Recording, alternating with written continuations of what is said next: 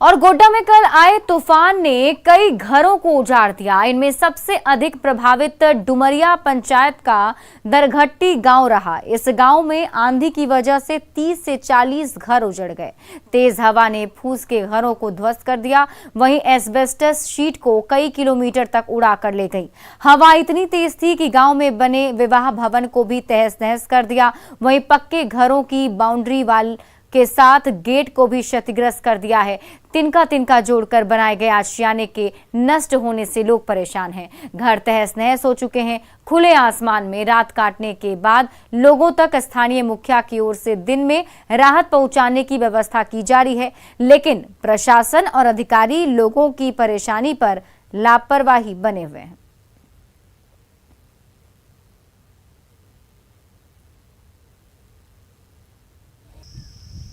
Phone जब आया सब गाय माल था घर में, हम लोग देखें क्या घर द्वार कड़कने लगा तो हम लोग निकल गए घर से। अब पूरा बारिश हवा पानी पूरा आने लगा। अब कहाँ जाएंगे बच्चा बुतरू लेकर, गाय बकरी लेकर।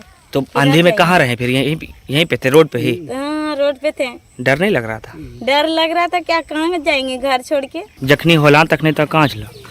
यहीं चलिए बाबा, घरे में।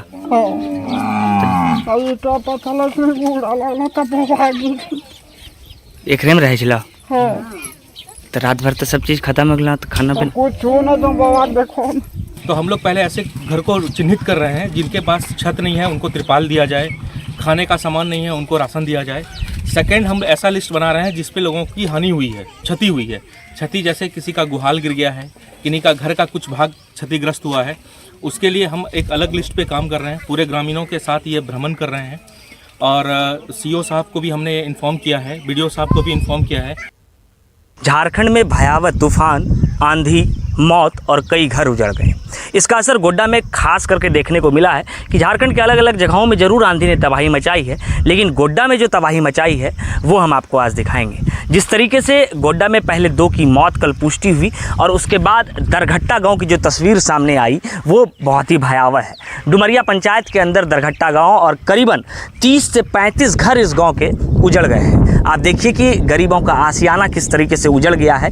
एक नहीं, 2 नहीं, दर्जन नहीं, बल्कि 2 से 3 दर्जन घर जो हैं इस पूरे गांव के वो उजड़ गए हैं। हालांकि कल ही ये तबाही के बाद अब तक जो प्रशासनिक सुविधाएं हैं वो ग्रामीणों को नहीं मिल पाई है, क्योंकि जो भी अनाज थे वो इसी घर के अंदर दब गए हैं और अब कुछ भी इनके पास नहीं बचा है। हालांकि स्थानीय जो नवनिर्वाचित मुखिया हैं वो अभी यहाँ क्षेत्र का दौरा कर रहे हैं और जो ग्रामीण हैं उन्हें जो मदद की चीज़ें हैं वो पहुँचाने का प्रयास कर रहे हैं। लेकिन जिस तरीके से ये तबाही हुई है, जिस तरीके से ये डिजास्टर हुआ है, कहीं ना कहीं जो घर के लोग हैं वो दुख में हैं। और सिर्फ घर ही नहीं, जो चदरे के मकान थे, हालांकि गांव में कुछ ऐसे पक्के के मकान भी देखे गए हैं जिसको इस आंधी ने तबाही मचाई है और जो पक्के के मकान हैं वो भी टूटे हैं। गौरव झा, न्यूज़ 18, गोड्डा। गोड्डा में तेज आंधी तूफान आने के कारण कॉलेज के पास ई रिक्शा पर पेड़ गिर गया। ई रिक्शा पर इतने बड़े पेड़ गिरने से गाड़ी के परखच्चे उड़ गए। गनीमत रही कि गाड़ी पर गिरते पेड़ को देख ड्राइवर कूद गया और उसकी जान बच गई। ई रिक्शा टूट जाने से उसका मालिक परेशान है। रोजगार का जरिया इस आंधी तूफान ने छीन लिया।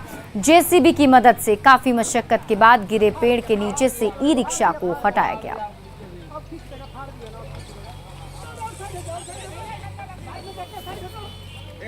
क्या हो गया? वही बोल रहा गाड़ी मिलेगा कि नहीं, इंश्योरेंस से तो मिल जाएगा ना सर? नहीं, इधर आपदा में आएगा। और इस बीच बड़ी खबर आपको रांची से बता दें, ईडी स्पेशल कोर्ट में पूजा सिंघल की पेशी हुई है। बड़ी खबर आपको बता रहे हैं, ईडी कोर्ट में पूजा सिंघल को पेश किया गया। ईडी ने 5 दिनों का और रिमांड मांगा है। ये बड़ी जानकारी इस वक्त हम आपको बता रहे हैं। देखिए, 5 दिनों के रिमांड की डिमांड की गई है ईडी की तरफ से। पूजा सिंघल से पूछताछ अभी भी जारी है। डेटा और दस्तावेज को लेकर पूछताछ की जाएगी, इसीलिए ईडी की टीम ने 5 दिनों की रिमांड और मांगी है।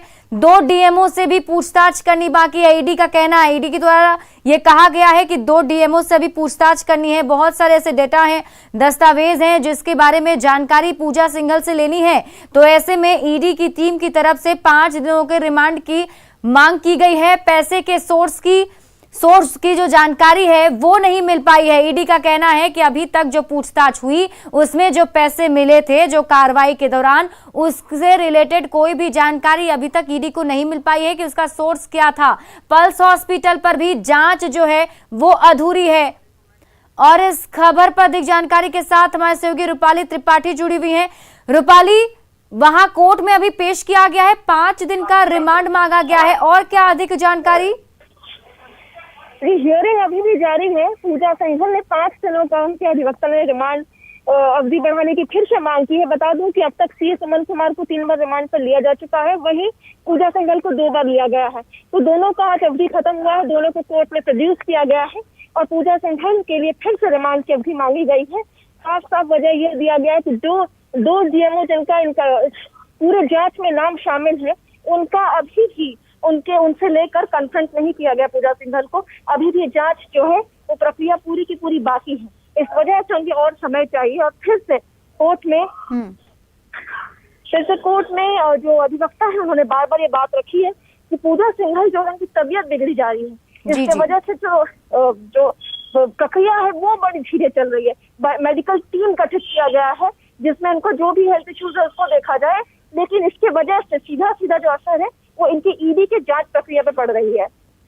चलिए, बहुत बहुत शुक्रिया तमाम जानकारी के लिए रूपाली।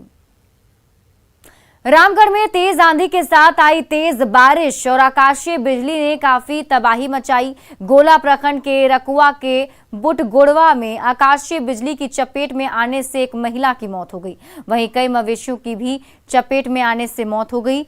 वहीं बुटगुड़वा में आंधी ने काफी तबाही मचाई, जिसमें कई ग्रामीणों के घरों के एस्बेस्टस शीट उड़ गए। वहीं गोला के कामता बर्मा टांड में भी तेज आंधी ने कई ग्रामीणों के घरों को क्षतिग्रस्त कर दिया। गोड्डा में कल आंधी ने बड़े पैमाने पर तबाही मचाई और यहां आंधी के बाद सैकड़ों की संख्या में पेड़ गिर गए, जिसके बाद कल से ही बिजली की आपूर्ति बाधित है। वहीं मेन रोड पर पेड़ गिरने से कई घंटे तक परिचालन बाधित रहा।